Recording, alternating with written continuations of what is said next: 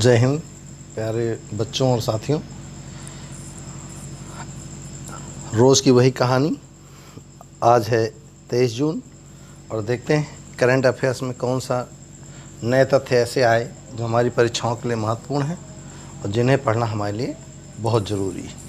कुछ तथ्य ऐसे होते हैं जिन्हें पढ़ना बहुत ज़रूरी होता है और कुछ तथ्य ऐसे होते हैं जो सामान्य जानकारी के लिए होते हैं। तो हमें डिसाइड करना है कौन सा हमारी परीक्षा के लिए महत्वपूर्ण और कौन सा सामान्य जानकारी के लिए। तो चलिए, जो लोग कंटिन्यू क्लास ज्वाइन कर रहे हैं उनको तो बधाई हो कि आप ईमानदारी से काम कर रहे हो। जो लोग कंटिन्यू क्लास नहीं कर रहे उन्हें भी बधाई हो, कम से कम आप अपने साथ ईमानदारी से बेईमानी कर रहे हैं। चलिए शुरू करते हैं अपना बढ़िया सा सेशन। उम्मीद है आपको मज़ा आएगी और मुझे ही मज़ा आएगी आपको पढ़ाने में। करंट अफेयर्स में अगर मैं देख लेता हूँ कि 100 के आसपास व्यूज़ होते हैं तो हम जान जाते हैं कि अपनी कोचिंग में सारे लोगों ने लगभग उन लोगों ने देख लिया जो एंड्रॉयड फ़ोन रखते हैं। और मेरे पास एक ऑब्जर्वेशन आया है कि जिसमें लगभग 45% लोगों के पास अपने ही संस्थान में, अब इसे विडम्बना कह लिए या कुछ भी कह लीजिए, लोगों के पास एंड्रॉयड फ़ोन्स नहीं है। क्योंकि आपको अच्छे से पता है अपने यहाँ एंड्रॉयड 200 के आसपास लोग इस समय कंटिन्यू पढ़ रहे थे। तो जो लोग भी कहीं पे भी हों और आप उनकी मदद कर सकते हो मैटर देने में, तो उनसे कम से कम ये कह दीजिए कि हमारे पास नोट्स है, आप इस नोट्स को ले लीजिए और इसे नोट्स बना लीजिए और आपकी परीक्षाओं के लिए मददगार होगा। तो इतना आप मदद उनकी कर दीजिए अगर आप किसी को ऐसा जानते हैं। अब हम ये तो नहीं कह सकते आप उन्हें एंड्रॉयड फ़ोन दे दें, और ना ही ये आप कर सकते हो ना ही हम कर सकते हैं। आप अच्छे जानते हैं हमारी सबकी प्रतिबद्धताएँ हैं, तो उन प्रतिबद्धताओं में आप बंधें और उन्हीं प्रतिबद्धताओं को लेकर हम अपना काम कर रहे हैं। उम्मीद है आप हमारी थोड़ी सी मदद करेंगे। ऐसा कोई अगर मिले तो आप उसकी हेल्प कापी देकर ज़रूर करें, उन्हें नोट्स बता कर या उसे समझा कर, या मौका लगे तो बता दीजिए इस टाइम आपकी क्लास चलती है, आइए बैठ के दोनों साथ देखते हैं। मिल बैठेंगे दो यार तो ज़रूर कुछ ना कुछ अच्छा हो जाएगा। चलिए शुरू करते हैं। अच्छा हाँ, आगे का नहीं कहने वाला था, बैक पेपर नालायकों। चलिए शुरू करते हैं। अच्छा सा सेशन, मज़ा आएगी आपको पढ़ने में। जब हम उस दिन लाइव क्लास ले रहे थे चीन विवाद पे, तो हमारे पास एक यूएसए से फ़ोन आया था। तो उसी समय जब हम पढ़ा के बस बाहर आए थे उसी समय फ़ोन आया। उन्होंने कहा कि सर आप बुरा ना माने तो हम आपसे क्या बात कहना चाह रहे हैं। तो हमने निसंकोच बात, क्योंकि एज ए स्टूडेंट आप बात करेंगे तो हम ज़रूर आपकी बात सुनेंगे। तो उन्होंने कहा कि सर आप लोकल लैंग्वेज का प्रयोग बहुत ज़्यादा करते हैं और ये बहुत अच्छी बात है। और कुछ लोगों ने कमेंट करके हमें लिखा कि सर लोकल लैंग्वेज आप यूज़ ना करें, पता नहीं कहाँ कहाँ इसको देखा। तो मेरी आप अच्छे से समझ लीजिए, मैं लोकल लैंग्वेज को उपयोग करता ही रहूँगा क्योंकि वो अपनी मातृभाषा है और मदर लैंग्वेज को कभी छोड़ना नहीं चाहिए। हम बहुत पढ़े लिखे हो सकते हैं लेकिन अपनी जो टोन है उस पर हमें बात करनी चाहिए। और कोई बात नहीं कि अगर हम बुंदेलखंड से बिलोंग करते हैं तो हमारी एक स्पेशल टोन है और उसे हम कभी नहीं खोएंगे। हम अपने मूल रूप को लेकर चलेंगे। उम्मीद है आप वो मूल रूप आप वैसे ही बिना चीटिंग का, बिना बनावटी के हम ऐसे ही पढ़ाते रहेंगे और आप बिना बनावट के आप ऐसे पढ़ते रहिए। विश्वास रखिए बनावटीपन कुछ दिन बाद अपने आप प्रदर्शित हो जाता है कि ये बनावटी था और ये ईमानदारी से था। चलिए शुरू करें। तो मैं अपनी वास्तविक स्थिति में आ जाता हूँ। शुरू करते हैं अपना सेशन। उम्मीद है आपको बहुत मज़ा आएगी। चलिए जवाब दीजिए जल्दी से। चर्चित पेगोंग झील किस राज्य से था? मैंने संडे को क्लास ही पढ़ाई, पूरी कहानी सुनाई थी। जम्मू कश्मीर, हिमाचल प्रदेश, लद्दाख, अरुणाचल प्रदेश। तो जवाब क्या होगा? अरुणाचल प्रदेश। अरे नहीं भाई, नीचे लिखा है लद्दाख। हाँ, प्रभात ने लिख के भेजा है। झील की भौगोलिक स्थिति इसे रणनीतिक रूप से बेहद अहम बनाती है। यह चुशुल अप्रोच, देख लीजिएगा चुशुल अप्रोच, मैं आपको मैप में दिखा दूं बना के। आपको अच्छे से पता है कि पैगोंग झील लैंड लॉक्ड है, यानी चारों ओर ज़मीन है, बीच में केवल पानी का क्षेत्र है। देखिए, और चुशुल अप्रोच के रास्ते में पड़ता है। चुशुल ये ऊपर यहाँ पर है, ध्यान से देखिएगा। चुशुल वाला ये क्षेत्र है और ये वाला इधर से शुरू हो जाता है, सिंजियांग उनका प्रांत। तो ये चुशुल अप्रोच के अंतर्गत है। यहीं से उनके यहाँ पर थर्ड फिंगर पड़ती है। तो इस वाले अप्रोच में पड़ता है, चुशुल अप्रोच के रास्ते में। ये बहुत महत्वपूर्ण जगह है। तिब्बत में 100 का अर्थ झील होता है। पैगोंग से लद्दाख में 14,000 फीट की ऊंचाई पर स्थित एक लंबी, सकरी और गहरी झील है। मैंने इस पर खूब चर्चा करी थी कब, संडे को। और अगले संडे को तो बहुत इंटरेस्टिंग टॉपिक लेकर आ रहे हैं। संडे का इंतज़ार करिए। और हम भी बहुत उत्सुक रहते हैं आपको पढ़ाने के लिए। और कारण ये है कि जब कोई टॉपिक ऐसा लेकर आया जाता है जो आपके लिए करंट अफेयर्स का बहुत महत्वपूर्ण हो, हम भी बहुत उत्सुक रहते हैं आपको पढ़ाने के लिए। और आप हमसे ज़्यादा उत्सुक रहते हैं पढ़ने के लिए। हमारी खुशकिस्मती है कि आप पढ़ना चाहते हैं। चलिए इनको देख लीजिएगा, मुस्कुराता हुआ चेहरा। यस, चर्चा में विजय खंडूजा किस देश में भारत के नए राजदूत बनाए गए? नोट करेंगे, विजय खंडूजा भारत के नए किस देश में भारत के नए राजदूत? तो जिम्बाब्वे में बनाए गए विजय खंडूजा जी। विजय खंडूजा को जिम्बाब्वे में भारत का अगला राजदूत नियुक्त किया गया है। वह वर्तमान में विदेश मंत्रालय में निदेशक के रूप में कार्य करते हैं। विजय खंडूजा की नियुक्ति आर मस्कई की जगह की गई है, जो रोमानिया में भारत के अगले राजदूत होंगे। देखिए यहाँ 2 सवाल बन गए। विजय खंडूजा गए जिम्बाब्वे और आर मस्कई जाएंगे कहाँ हैं? जो रोमानिया में होंगे, है ना। तो रोमानिया के कौन बन गए? आर मस्कई, और जिम्बाब्वे के हो गए विजय खंडूजा। जिम्बाब्वे की मुद्रा क्या है? संयुक्त राज्य अमेरिकी डॉलर।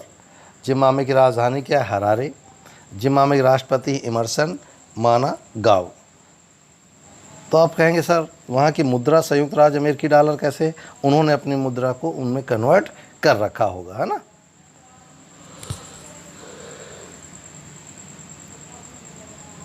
बहुत पढ़ा है मैंने इसको, इसकी पूरी कहानी आपको सुनाई। एक कमरे से लेकर आज इतना बड़ा संस्था के रूप में स्थापित है, कहानी पूरी मैं सुना चुका हूँ। हम प्रयास करते हैं कि पूरी कहानी आपको पता हो, ना हो तो हम बताते चलेंगे। अंतरिक्ष यात्रियों के नए वस्त्र निर्माण किस संस्था ने किए हैं? हमने क्वेश्चन को इस रूप में लिया है ताकि आपको आसानी से समझने में हो, बाकी कहानी हम आगे सुना रहे हैं। अंतरिक्ष यात्रियों के नए वस्त्र निर्माण किस संस्था ने किया? तो इसरो ने किए हैं। इंडियन स्पेस रिसर्च ऑर्गेनाइजेशन, भारतीय अंतरिक्ष अनुसंधान संगठन ने। क्या है? Liquid cooling and heating garments के लिए पेटेंट मिल गया है। ये क्या है? अंतरिक्ष यात्रियों को सुरक्षात्मक परिधान है। यह फिटिंग सूट है जो गर्दन से लेकर पैर तक के सभी अंगों को पूरा कवर करता है। होगा क्या? जिन क्षेत्रों में गर्मी पड़ती वहाँ वो ठंडे महसूस होंगे, जहाँ ठंडी पड़ती वहाँ। समझ गए होंगे। तो चलिए इसरो के बारे में जानते हैं। इंडियन स्पेस रिसर्च ऑर्गेनाइजेशन, मुख्यालय है बंगलोर, निदेशक हैं के सिवान। 1969 में स्थापना हुई थी। चलिए आप अगर पढ़ते हैं कंटिन्यू तो 1969 में भारत में एक बहुत बड़ी घटना हुई थी। उस घटना के बारे में लिखकर दिखाएंगे, और जिसका संबंध आपके रुपए पैसे से है। इतना क्लू पर्याप्त। इसका जवाब पहले ही लिखा है, आपको पढ़ने की जरूरत नहीं। चर्चित पुस्तक लीजेंड ऑफ सुहेलदेव के लेखक कौन है? तो चर्चित पुस्तक लीजेंड ऑफ सुहेलदेव के लेखक कौन है? तो अमीश त्रिपाठी हैं। अमीश त्रिपाठी ने अपनी नई fiction book legend of Suheldev the king who saved India का विमोचन किया है। यह पुस्तक वेस्टलैंड पब्लिकेशन प्राइवेट, ये सब कुछ नहीं आएगा।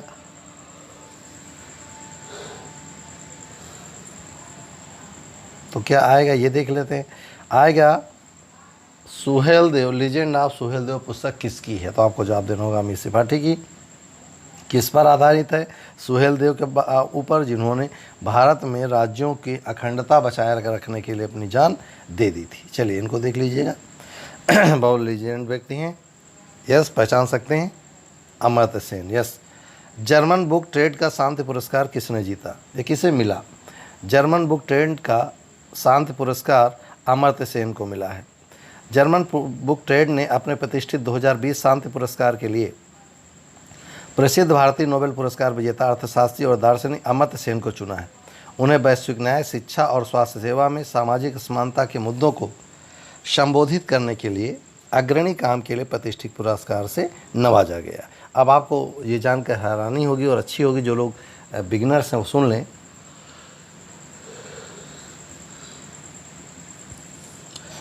मानव विकास सूचकांक आपने सुना है? मानव विकास सूचकांक को महबूबुल हक और अमर्त्य सेन, जो लोग नए ध्यान सुनेंगे, पुराने लोग सब जानते हैं। महबूबुल हक जो पाकिस्तान के थे, अमर्त्य सेन जो भारत के थे, इन्होंने मिलकर मानव विकास सूचकांक का कोई धारणा लाए थे और पूरा कॉन्सेप्ट उन्हीं का दिया हुआ था, और इसीलिए उनको 1998 में नोबेल पुरस्कार मिला था। क्या मिला था? अर्थशास्त्र का नोबेल पुरस्कार। तो ये बहुत महत्वपूर्ण व्यक्ति हैं। 1998 में इनको नोबेल पुरस्कार मिल चुका है।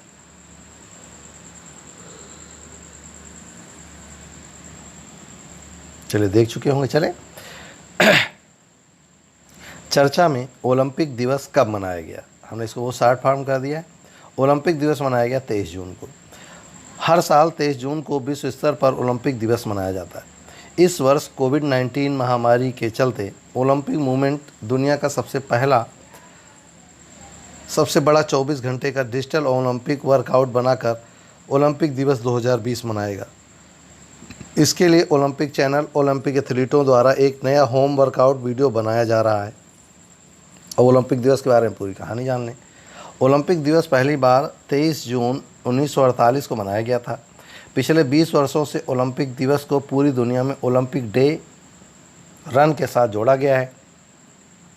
अंतर्राष्ट्रीय ओलंपिक समिति IOC ने ओलंपिक चार्टर के 1978 संस्करण के दौरान ओलंपिक कार्यक्रमों में 23 जून 1948 को ओलंपिक दिवस मनाने की घोषणा की थी। अब आपको जवाब कमेंट्स बॉक्स में देना, ओलंपिक OIC के अध्यक्ष कौन है। चलिए इनको गौर से देख लीजिए, बहुत सैल्यूट ऐसे व्यक्ति को। चलिए, चर्चा में मेजर लक्ष्मण सिंह क्यों प्रसिद्ध हैं? तो 1948-1971 के युद्धों में अपनी भूमिका निभाने वाले मेजर लक्ष्मण सिंह, जिनकी अभी हाल ही में क्या हुआ, निधन हुआ है, ये बहुत महत्वपूर्ण व्यक्ति थे। इन्होंने बहुत अच्छा काम किया देश के लिए। चलिए देख लेते हैं क्या है। वह देश के सबसे बेहतरीन सैन्य जाबाजों में से थे और 1948 और 1971 दोनों युद्धों, चलिए 1948 पाकिस्तान, 1971 पाकिस्तान, दोनों युद्धों में भाग लेने वाले जीवित अधिकारियों में से एकमात्र बच्चे थे। उन्हें 1943 में रेजिमेंट ऑफ आर्टिलरी में कमीशन दिया गया था। लक्ष्मण सिंह लेहल ने 1948 में जम्मू कश्मीर के झंगर इलाके में कप्तान के रूप में भाग लिया और 1971 के युद्ध में एक डिवीज़न की कमान संभाली थी। उन्हें 50 पैरा में या 50 पैरा ब्रिगेड के एक लिए पर्यवेक्षक के रूप में उनकी भूमिका के लिए भारत में तीसरा सबसे बड़ा वीरता पुरस्कार वीर चक्र भी दिया जा चुका है। चलिए देखें ये क्या है, पूरा ध्यान देख लीजिए। चलिए आगे चलते हैं। संयुक्त राष्ट्र लोक सेवा दिवस कब मनाया गया? संयुक्त राष्ट्र लोक सेवा दिवस कब मनाया गया? तो 23 जून को मनाया गया। अब क्या है पूरी कहानी देखेंगे। United nation public service day, संयुक्त राष्ट्र लोक सेवा दिवस प्रत्येक वर्ष 23 जून को विश्व स्तर पर मनाया जाता है।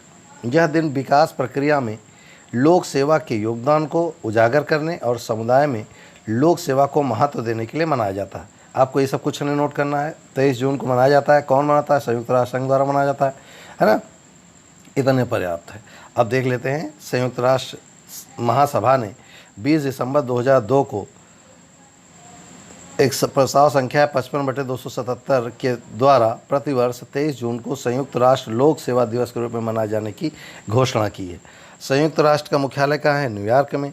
संयुक्त राज्य अमेरिका में स्थित है इसका मुख्यालय। इसकी स्थापना हुई 24 अक्टूबर 1945 को, इसीलिए 24 अक्टूबर को मनाया जाता है संयुक्त राष्ट्र दिवस। और एंटोनियो गुटेरेस इस समय वर्तमान में इसके महासचिव हैं। बहुत बार पढ़ चुके हम लोग। चलिए एक और शख्सियत को देखते हैं। अरे भाई डेथ नहीं हुई, कुछ काम किया इन्होंने। यस, नीरकर प्रधान अभी हाल ही में किस संस्था के अध्यक्ष बने? आप हैं नीरकर प्रधान और ये अभी प्रेमिया के अध्यक्ष बने हैं, यानी professional risk managers international association. फिर से रिपीट करें, professional risk managers international association.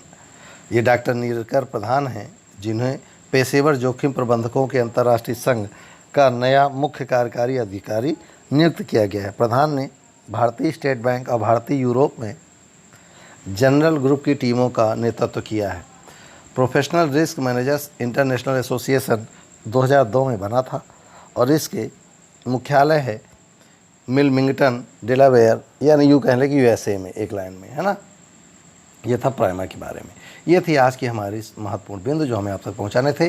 और आज आपके लिए हम लेकर आए हैं मई की सारी कहानी, मई के सारे दिवस। हम हर महीने आपको एक समय एक जगह दे दिया करेंगे ताकि आपको बार बार ढूंढने की आवश्यकता ना पड़े। वैसे भी आप बहुत व्यस्त हैं, क्यों ढूंढेंगे यार, सारा काम हम कर रहे हैं ना, आप केवल पढ़िए।